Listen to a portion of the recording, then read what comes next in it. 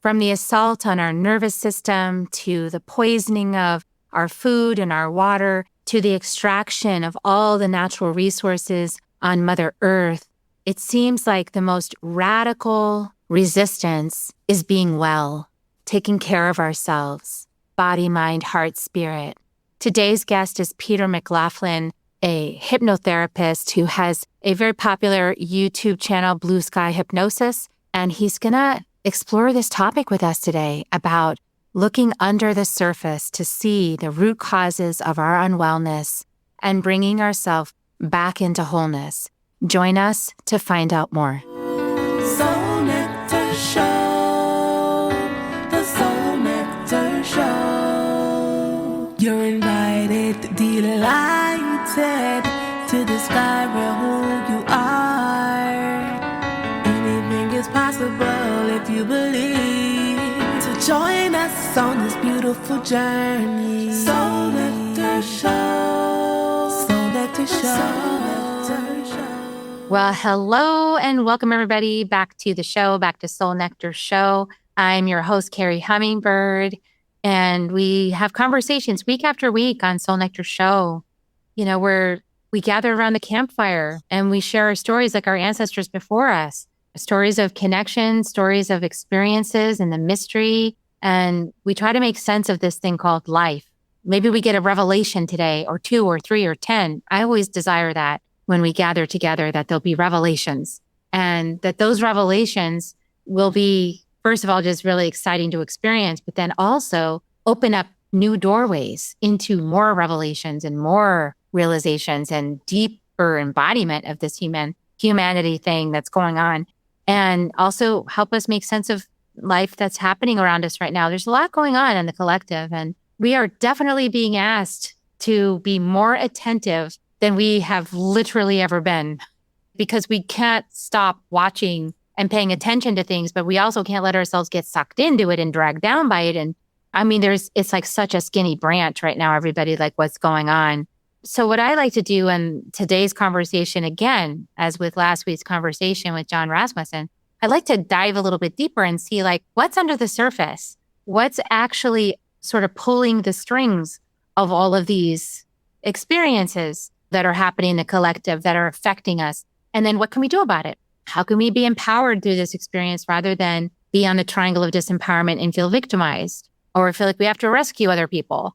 How do we get into our center again, our groundedness, to remember the truth of things in such a way that we can handle what's happening all around us with more grace and less exhaustion and more curiosity and less fear and more love and more compassion and all of that great stuff. So today's guest is Peter McLaughlin. Welcome, Peter, to the show.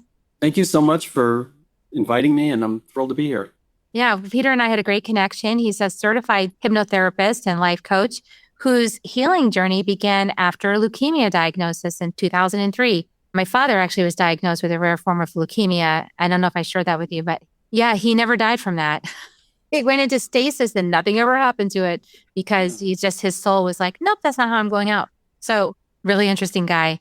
He's not here with us anymore in physical, but he's with us all the time in the etheric. So anyway, Peter's story. Peter had a turning point, led him to explore the powerful connection with mind, body, and spirit. And he helps clients to find and resolve root cause trauma. Like I said, looking at the roots of things, not like all the stuff that's got the symptoms. But we want to get down into the roots to see what's happening. And when we work with the roots, we can really transform stuff. And so past life regression, deep spiritually oriented healing methods. I mean, these are the things that we also do, that I also do and that Peter does. And so this is another lens in to see why this stuff is so successful and helps people so much.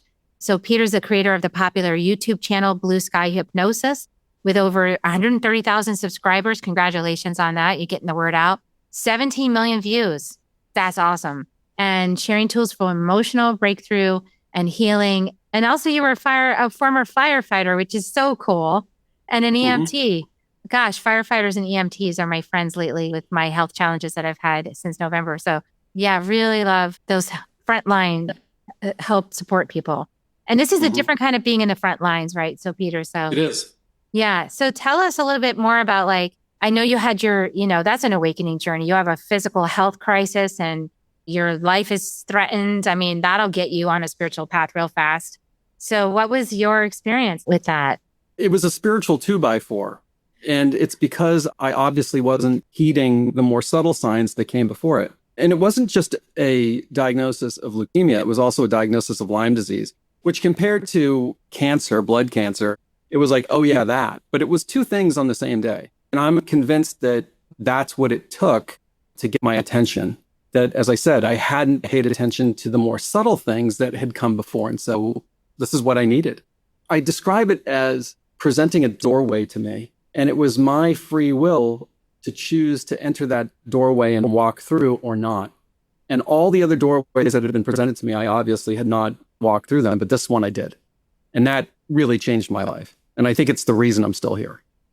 Yeah. And it's something that, we've done some scientific research on it, and it's proven that when you work with hypnosis of any kind and then shamanic realms, we call it trance state, when we go on a journey, when we go into the subconscious, when we take that journey and we involve the soul, the part of us that helps us be alive, and we engage that as the personality and we in the body, we have tremendous healing potentials because that part of us is beyond time and space and is eternal and has all the medicine of the entire universe is at his connection, at his disposal. So yeah, like anything can happen. Miracles, flat out miracles can happen when the soul gets involved, right? And so learning how to talk with the soul, how to work with the soul, how to follow, how to co-create, that seems to be like the major healing journey after we have these life crises.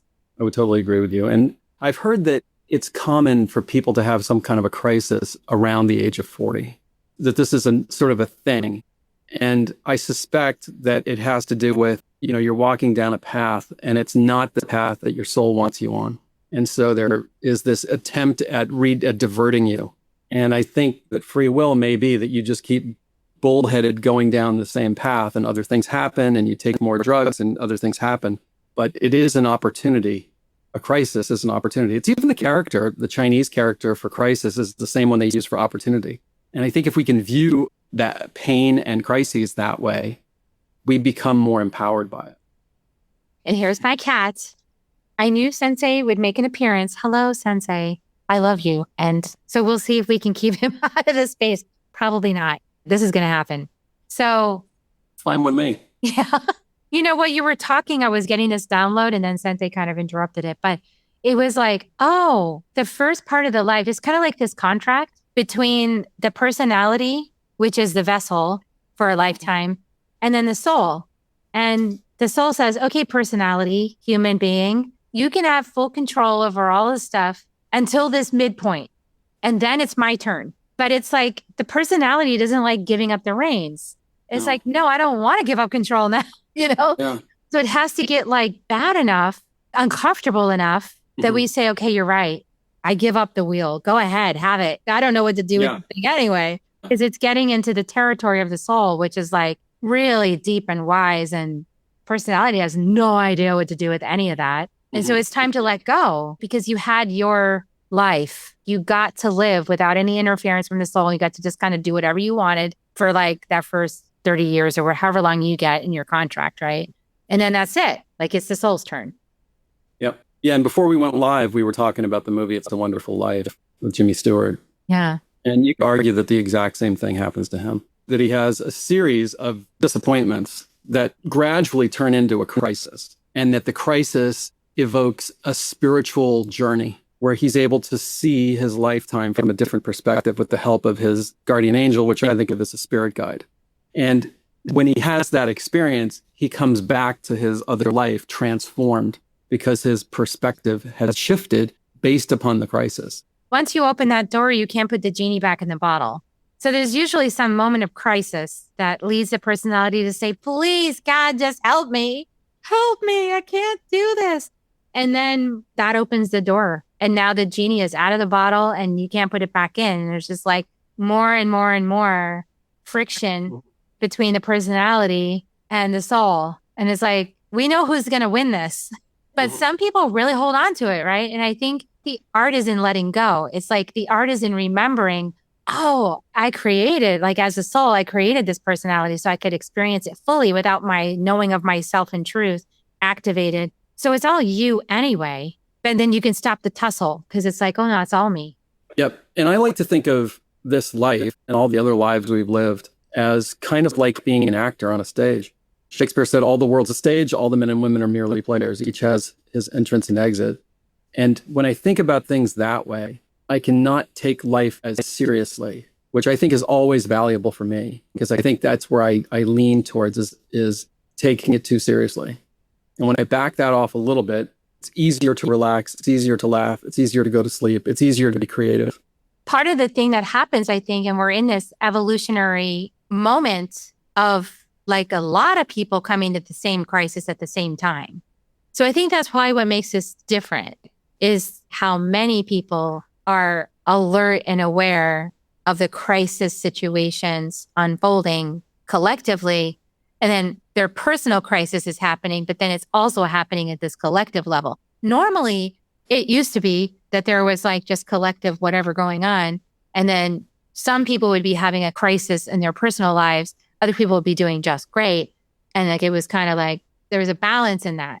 But right now, it feels like more people are in a crisis and coming to that evolutionary place. And I think the only thing holding this thing grounded is the fact that so many of us have already gone through that.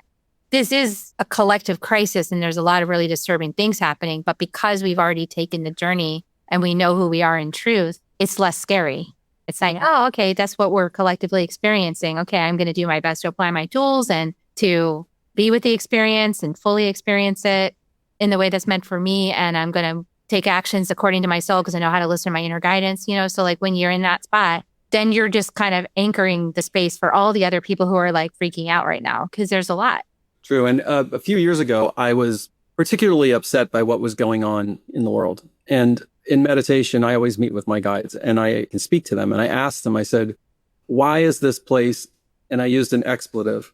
And the immediate answer that I got from that was immediate, was A, you chose to come here.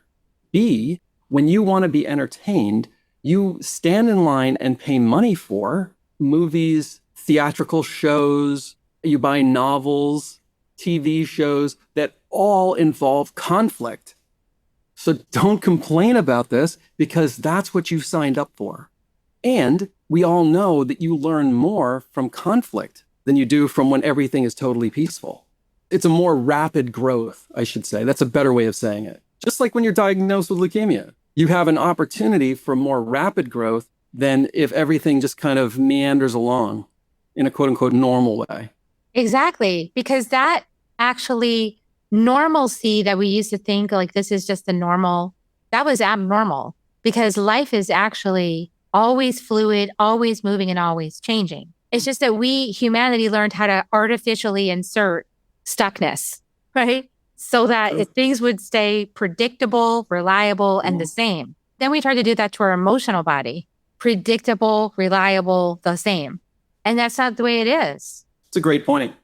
So now all that's busting loose and real life is coming out and people are like, oh no, like that's a lot of drama. And it's like, then you get to practice mastery. How do you cultivate emotional resiliency? And then people come to you, right, Peter, because they're like, they don't want to be angry all the time and they don't want to be scared all the time and they don't want to lose their stuff at the stoplight. They don't want to take it out on a stranger or their partner. So they come to you and so what do they say? They say, I want to sort this out. I want to change how I'm showing up, right? Yes. I mean, I often think about cars. And a person doesn't bring their car to a mechanic unless there is some kind of unpleasant symptom. There's a weird noise pulling to one side. There's smoke coming out of the engine. There's going to be some kind of symptom. And the job of the mechanic is to listen to the symptom, hear them talk about that, and then trace it back to the deeper root cause reason why the symptom exists, and then resolve that root cause. That's literally what I do in the simplest way of explaining it. Yeah. And it's to do this kind of job, it involves something that a lot of people need to learn how to do better, which is listen. Because you're listening, right? You're like deep listening. Talk about that. Like you're really listening to the person, what they're saying. You're watching them. You're listening to your own body, right? What's that experience like for you? I'm listening particularly for patterns. I'm listening for recurring patterns. That's number one. I'm listening for different kinds of trauma that they've had. I'm listening for certain words that they use. So I have a client now who one of his issues is a bad back, really painful. He's on all kinds of medication and everything. And he was talking about a traumatic incident with his mother and with his sister, where they stole money from him. And the language that he used was, that really broke my back. And I know that the subconscious mind is totally literal, and that if it thinks that you have a broken back, it can create the feelings of a broken back, especially if you hold that belief coupled with intense emotion, and it gets repeated over and over and over again. That the subconscious can actually just create that because you're just making an analogy. It doesn't get sarcasm. It doesn't get other forms of humor. Everything to the subconscious mind is literal. It's like talking to a 3 or a 4-year-old. They believe everything you say. And this is why in the book, the 4 agreements that many of your listeners are probably familiar with, one of the agreements is to be impeccable with your word. And I think part of that is have thoughts and speak about what you want, not about what you don't want, because we can create either. And that it's crucial to be careful because your words are so powerful, not just to other people, but to yourself. Yes. And I love that you brought that up because we practice the 4 agreements and in our medicine community. It's like when I first got my hands on that book, it was the year after I started my spiritual journey or 6 months later, I read that thing 30 times front to back because I read it once and I was like, that's easy. And I started trying and I was like, no, it's not easy. So I was like, I have to reprogram my brain. I actually have to reprogram my brain because the words that come out of my mouth create my reality. So I read it 30 times front to back. I still listen to it. I'm listening to it again now. Oh, are you really? Yeah, because you forget. And it's like, oh, wait a second. Am I really practicing it? Let me go take another look because there's nuances. You get down to like these little gritty nuances and you just go, okay, there's more here. And that opens up everything. Every single little one you find where it's a little snag, that you unsnag it, now you've got more power. So I love to unsnag things. And I was thinking about, he talks about the dream of the planet and how a lot of people don't realize that everything they believe in life and everything that they're recreating with their words and their story has to do with the stories that they were told by their ancestors, which has to do with the stories that they were told in their communities and with their families and then their ancestors. And so when you have creation stories that are based in, I don't know, creating something really harmful for us, like this idea that there's something that could really eat your soul and send you to this place called hell and all of this he talks about hell in the book. What is hell really? Hell is what we create with our words. We actually create it by talking about that idea and keeping that idea going, that dream of the planet going. So there, without like insulting anyone's religion, but it's like, think about the origin story. Like we have to question all of these assumptions because our word creates the very thing that we say. So I know that when we talked initially, you were talking about how, people are, when you see people, you're like, oh, they've got an entity attached to them. Well, where did the entity come from? It's a creation. It came from people believing that there were these things and then creating it by their word and talking about it and having it in these really holy books. And then it's real because it's like right there. It's real. And then you do have to contend with it. And people are attached to it. They don't want to let it go because it's part of their identity or part of their worldview or how they think. Listen, the indigenous people, just as a proof of fact, they don't have that cosmology. The Andean people, they didn't have that idea. Or they just believe in Mother Earth and the mountains and the plants and the animals and the birds and everything. Indigenous people believe in that. They believe Mother Earth is here providing for us and loving and nurturing us. And they have a completely different experience of life than somebody who's steeped in this idea that around every corner is a demon that's like out to take your soul. When you work with them, you see it. It actually is there, but only because they gave it power. They helped create it. My experience with that with clients is similar in my mind to the concept of Velcro. So for Velcro to work, you have to have a hook on one side and you have to have a loop on the other side. And then it sticks together and it sticks together very tightly. If you tried to take one side of the Velcro and put it on your refrigerator, it's not going to stick. And what you're saying, I'm translating it into my own belief system and my own experience. And that is the real problem with entity attachment is the client themselves, that they are holding on generally subconsciously to the entity. And that once you help them release the need to hold on to this thing, it goes because it has nothing to grab. It's just holding onto the refrigerator now. So there are definitely aspects of what you're talking about that make sense to me, even though I've got different words and different concepts for the same thing. So yeah, when you see somebody that comes in, let's say they have like an eating disorder, like they just can't stop emotional eating and they want help. When you look at that, you probably do see some kind of creation that's stirring that or some trauma, or what are some of the things that you notice, for example? Because I know what I've seen, but what do you see? Sure. The eating disorder could be a past lifetime where they starved, and that's the subconscious reason why they keep going back to this. It could be a subconscious identification with a loved one who was also heavy. It could be a feeling like they're worthless or that they're not loved. And so they're using food in a vain attempt to fill themselves up. It could be a protective mechanism. So they might have been sexually abused when they were younger. And the subconscious is creating armor, like a distance from the world. Maybe even there's a belief that if they become super heavy, that they won't be attractive to would-be attackers. And all of it is happening at the subconscious level. On the entity side, they could have entities attached to them that have a compulsion to be large or a compulsion to eat for all of those, some or all of those reasons that I just gave. I find that that's probably one of the most complex issues to deal with because it can be so many different things and it can be a constellation of them. And we need to eat in order to survive. So it's not like smoking where they can just give it up and they're not going to die. They don't need to smoke to be alive, or many other issues.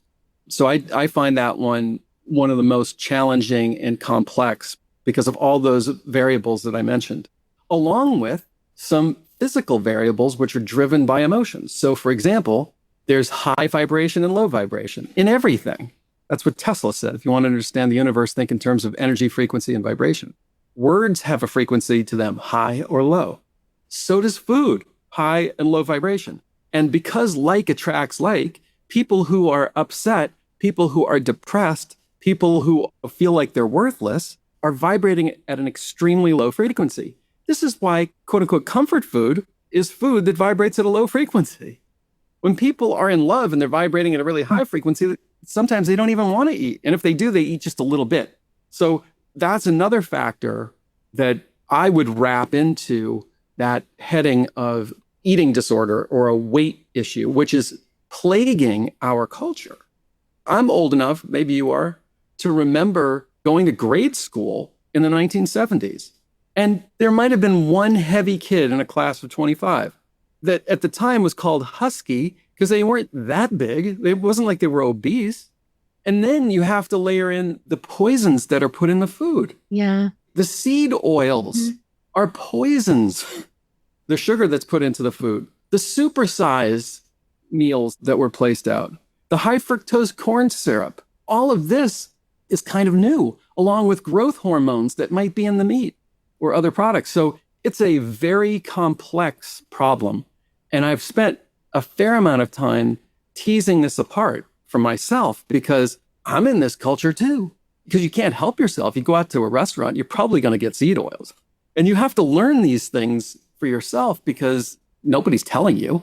And there's a big spiritual component to this, subconscious component, because why? It's kind of like, well, I'm going to say something that might be triggering to people, but it's like a death wish. It's like humanity overall has this wanting to extinct itself. We have like all these wars starting and all of this going on, right? And then this is like just an expression, talk about the root problem. This is just an expression of that. Whatever, everything is a mirror. So when you're like, I just can't stand people, well, I just can't stand myself. Mm-hmm. A projection. It's a total projection field. So it's like such a frustration with the human experience.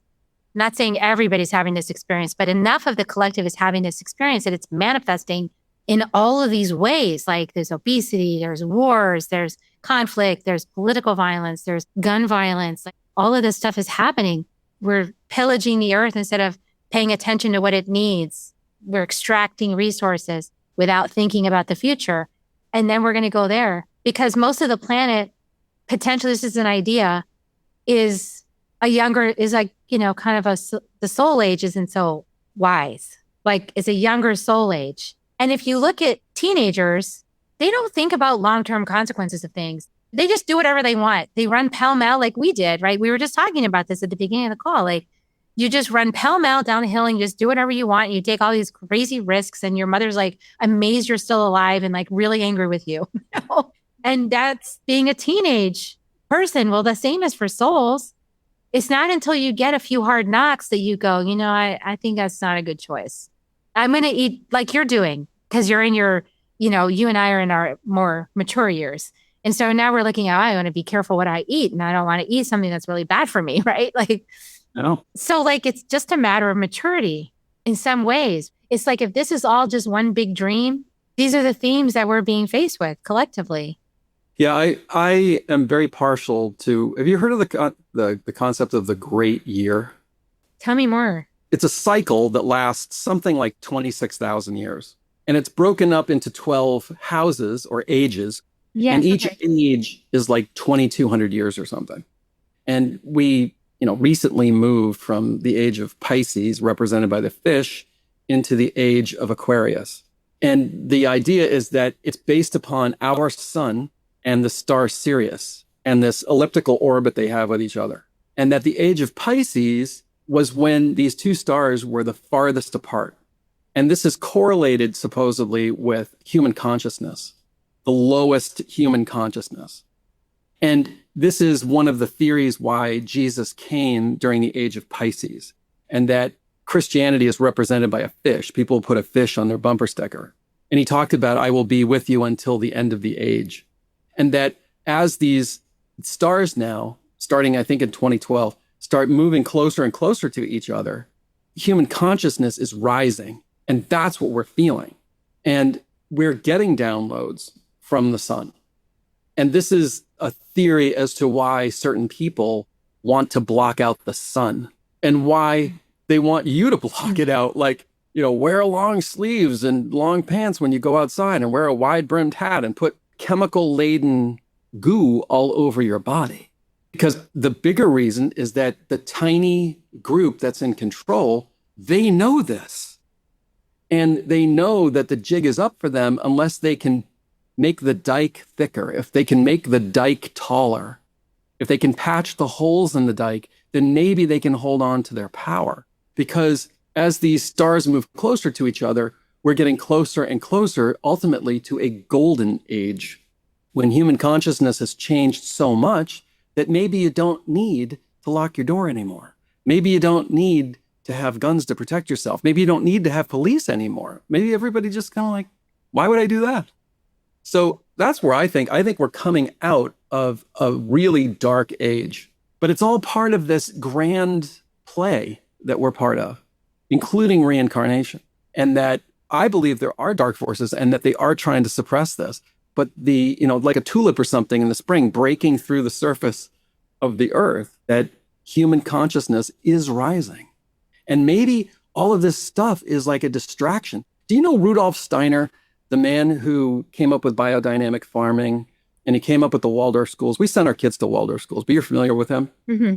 He gave a lecture in 1922 or 1923, and he said that in the future, man will develop, this is the word he used, a vaccine, and the purpose of the vaccine will be to divorce humanity from their divinity. And he said Jesus, to the authorities, was a virus. And they want to shut that virus down, he said, in 1922. That's amazing. I find that absolutely remarkable. And it supports this thesis that I have, that this inevitable rise of human awareness, consciousness, is attempting to be suppressed through all of these mechanisms, some of which a lot of which we've talked about, including the food supply, including so-called entertainment. But it's kind of like silly because God's source creator is all that is. So like I said, the genie's not going back in the bottle. And the more of us that emanate from an embodied place, higher frequencies like you're talking about, it changes the entire dynamic. Like it literally selects a new reality for you than the one that others are living then when they're living from like you were talking about vibration, like frequency. Like if we're living at fast food vibration, We are a very low vibration. Yeah. And in that reality, sure, we're subject to all the dark forces and all the stuff, right? Like it's happening. But as we lift out of that, right? And it's not easy to lift out of it. It's very difficult. No. It's challenging. But as you walk that, what I call the golden path, and you practice your spiritual mastery and you work with earth and you, however you do it, you work with Jesus, whatever gets you through, right? Like you get these higher awarenesses and these revelations start to come through and you're like, oh, that's how it works. I didn't know that before. Some part of me knows it, but I pulled it out of the subconscious, right? It's like, and then you have the opening where you feel better and then you feel lighter and more clear. And we're not talking about the false light because that's another conversation we could have. We're not talking about like grounded, authentic life is just good. When you have that experience, it's after a whole bunch of clearing of stuff that you have to clear out of the way. And so that part is rocky and it's messy. And that's where a lot of people are entering in right now into this like channel of that work. And it is a long, dark night. It's not easy. But as you move out of that and the more that you're able to strengthen your energy field, strengthen your boundaries, know who you are in truth, bring love and compassion to yourself, let go of guilt and shame and lower vibrational energies, just like forgive that, feel it to heal it, release it, bring love to it, all of that. And you get rid of the Velcro, all the places you're attached, that system and that they can hook you back in. You get to be free in the middle of the system that everybody else is still hooked into. You're walking around free. And that's like the Matrix.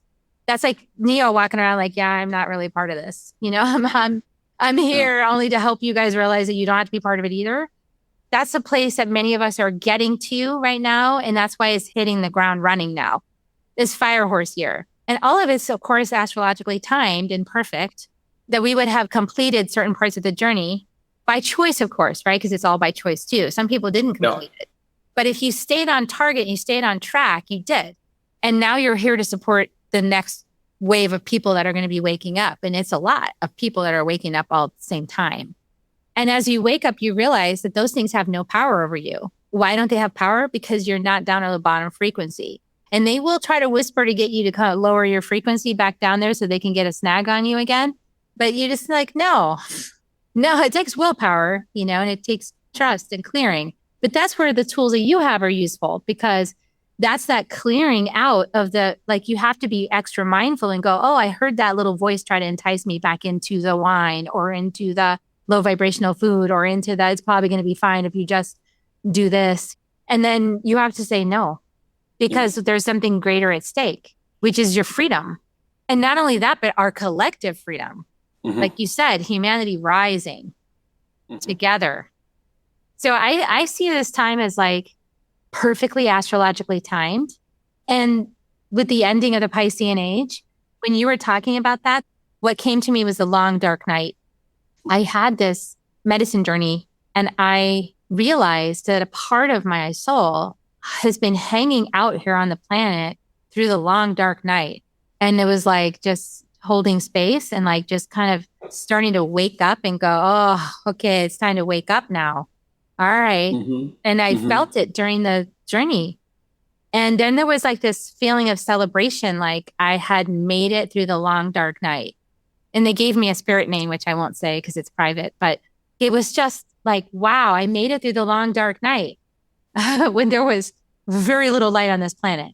And this is kind of like what we're experiencing right now is like, the 4th of July where they do all the fireworks and they kind of space them out for a while. And then when they get near the end, they start to really put them out there, like in this big display. I feel like that's what this is. It feels like it. I mean, how much more stuff can they throw at us? I mean, I almost hate to ask that question. I think there's going to be more, but they're going to run out of tricks at some point. I mean, the bag of tricks is, plus the fact that people are waking up to it. Like, I think like this question of where is your line, it's also part of the evolution into the golden age, because what creates the golden age is mature souls that decide I could create drama or I could create something beautiful. Which one do I want to create? You have a choice. Yeah, I could blame someone else or I could take responsibility. I could clean up my side of the street. Not to say there won't be difficult conversations. I think there's going to be a lot of difficult conversations in the Aquarian age, a ton of difficult conversations, actually. And I feel like the place we're going to meet it is a completely different place. This is why you want to do this kind of work, you guys, because every single little thing that you're experiencing in your life that's problematic, has a root cause. Yes. And some of it you can't do anything about, which is collective, except to process your peace. I like to think of it as invisible arrows. If you were having any kind of problem in your life, and I think there are three main areas of each person's life. There's your mental and physical health. That's one. The second one is your purpose, your business, your finances. That's two. And three is relationship. And I think, the primary relationship for most people is like their romantic partner, let's say. And if you're walking around with problems in any one of those areas, and you could see that you had three arrows sticking out of your body that represent emotional wounds, the first thing that anyone would say that was trying to help you, or you would say, is, I wonder how my relationship will be if I get these arrows that are sticking out of me out. I wonder how my mental and physical health will be. I wonder how my work or my sense of purpose or my creativity, I wonder how that would be if I took these arrows out of me. It would be the first thing that we would do. And I think, as I say, it's important to recognize that's what it is. And if there's somebody you love who has an anger problem, or they've got a drinking problem, or you fill in the blank, I'm not excusing the behavior, but what's underneath that is pain. Something happened to them in their past. And the solution isn't more distraction. It isn't more numbing out. It's actually turning towards the pain, finding those arrows and taking them out, which hurts. Yeah. Just like taking a splinter out. It hurts to take a splinter out, but everyone knows that's the solution. It's not to take more painkillers. It's not to walk around with crutches. No, to get the needle, sterilize it, dig out the splinter, and then sterilize the wound, put a Band-Aid over it, and 3 days later, it was like it never happened. That's the solution. But I find that our culture, again, is telling us when people have different kinds of problems to just distract yourself.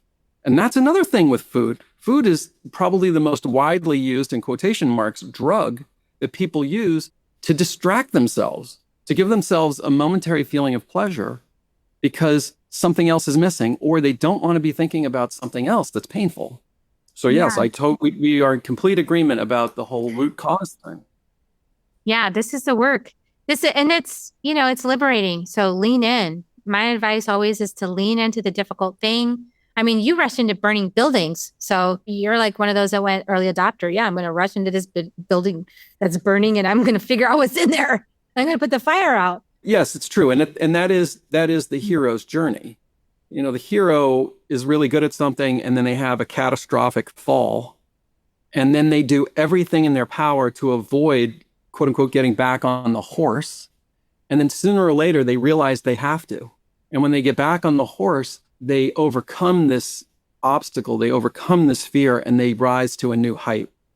I was listening to Jordan Peterson talking about a cave. A cave is always guarded by a dragon, and there's always treasure inside the cave. And the bigger and more fierce the dragon is, the greater the treasure. And it's just another way of describing how, what you're saying, how important it is to face one's fears. And if I could take the analogy of the firefighter a little bit further, we don't do that just coming up off the couch with no training. There's a lot of preparation. There's a lot of training that's involved before we go into a burning building. And I think one could say the same thing for the things in your life. There's different ways you can prepare yourself for this. You can work with people like you or people like me or others. You can meditate, or you could pray. You can read books. You can study these things. And you can build up your strength in other ways. Make sure you get enough rest at night, that you're eating the right foods, that you're hydrating yourself properly, that you're getting in the sun for reasonable amounts of time, that you're exercising. And each area in which you strengthen yourself makes that warrior inside of you more able to embark on the hero's journey, which then in my brain takes me back to why are they poisoning us? Because they don't want us to take the hero's journey. Exactly. Yeah. Exactly. One of the most revolutionary things probably that we can do is to heal ourselves on all the levels, the physical level, the emotional level, the psychological level, and the spiritual level, and to heal our relationships. They don't want us being friends. They want us fighting. It's the oldest known technique of control, divide and conquer. And they'll use any old thing that they can in order to divide us. And so therefore, it's a revolutionary thing to make peace with those in your family, with those in your community, with those in your friend circle, with those with whom you work. We have way more in common with each other than the people, that the tiny clique of people that are trying to pull these strings. And one of the things that was so moving to me in my life along these lines was, I remember in 1984, it was the 40th anniversary of the Normandy landings on D-Day in World War II. And part of this was a moment, unscripted, at which American and British and Canadian veterans encountered German veterans of the same battle. And these were now all elderly men. And they moved toward each other, and then they embraced like brothers. Because they are. They were trying to kill each other 40 years earlier, and now they're embracing each other because they have more in common than the people that sent them there. Exactly right. So I love to think in those terms, in the terms of what can I do that is peaceful, that is revolutionary, that is like the behavior of a dissident. And I think making myself healthy in all of these ways, healing relationships, these are all dissident acts, which has something to do with freedom, where you don't have to do something that's violent. Yes. And I like to look at things as through the lens of, how is this serving my evolution? How is everything that's happening, everything that's going on serving my evolution? Because why? Because I'm a soul and I'm infinite. And these are petty little obstacles that I can easily dispatch with. And I'm going to work through it on a daily basis, right? In my human form. But these were here as like also markers for us to learn certain lessons. Like we're collectively learning about discernment right now. For example, we are learning a lot about discernment right now. That's a big teaching spiritually. That's huge on the collective right now. We're also learning that not to be afraid. We're learning that, our mortal bodies are important vessels for our spiritual journey, and we're immortal. We have so many lessons going on right now on the planet, so many lessons going on right now on the planet, that I cannot help but see the divine hands in all of it. And that helps me trust, like, okay, there's medicine here for me. So how am I going to claim that medicine for myself? And I'm not going to lie down and give up. I'm going to stand up and go, okay, what can I make of this? Where can I go next? And that's actually what all of the survivors, the ones who survived Auschwitz and different places like that, and these horrible experiences, they said they never lost hope. That was how they stayed alive. They never lost hope, and they found ways to empower themselves through what was happening. That's how they survived. Remarkable. Yep. Remarkable. So that's what we're doing here. We're getting our opportunity. And then, maybe after all of that, we'll share a nice cocktail on the beach while we, enjoy ourselves and read a paperback novel. One can only hope the golden age is nigh. So thank you so much, Peter. What a beautiful conversation. I loved it. Thanks for bringing your expertise into this, this forum, and for everybody listening. And we're so grateful that you guys joined us for this conversation all the way to the very end. We hope you enjoyed this conversation. We hope you got a gold nugget, revelation, something that really stuck out. And if you did, please share it in the chat, because we want to hear what those are. We're interested. I'm interested. Are you interested, Peter? Yeah. I want to know what people think, so leave us yeah. a comment and we'll check it. I promise. And we want to hear what you have to say. So great broadcast. Check out Peter's work at BlueSkyHypnosis.com. And I'll put that in the show notes below so you guys can access that. Is there anything else you want people to know about working with you before we close the episode? There's a free 20-minute call that's available for people that might have questions, but they're not ready to pull the trigger on a session. I also have that YouTube channel called BlueSky Hypnosis that has like 275 pieces of content. A lot of it is designed for people to work through issues with a guided track that I've made on them, especially on weight loss. That's actually the one category that stands above the rest, just in terms of its popularity. So all of that's available for people too, and that would be obviously at no cost. Excellent. Thank you for that gift to the public. And there's also just nothing like working directly with a practitioner. So I also want to encourage everyone, like, invest in your healing. Good point. Yeah. It's kind of like tithing with spirit. Like when you tithe and you give your time, your talent, your treasure in exchange for reciprocity, for a gift. Like you cultivated a lot of wisdom in your life and on your journey, and that's your gifts. And when you gift someone like Peter a reciprocity of cash, that helps his family to do well. And so there's like a nice energy, and the healing goes really well. And if you just take a bunch of stuff, the healing and some things cannot go so well. Not as well as they could go. So you just want to, you guys, let's get out of extraction mindset and into reciprocity mindset.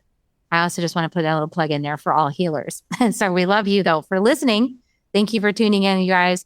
I'm going to give kisses on the way out. So please like, subscribe, and all the things. Share this out with anybody you think could need it. And here come your kisses. You can join me if you want, Peter, but I like to give little Reiki kisses. Here they come, everybody. We love you.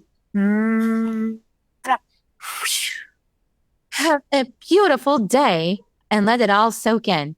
See you next time on Soul Nectar Show. Bye for now. If you found even one gold nugget in this episode of Soul Nectar Show, will you do us a favor? Will you subscribe, like, and share this episode?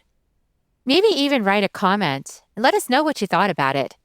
We really, really want to engage with you at a much deeper level. Let's be part of community together. Have a great week, everyone.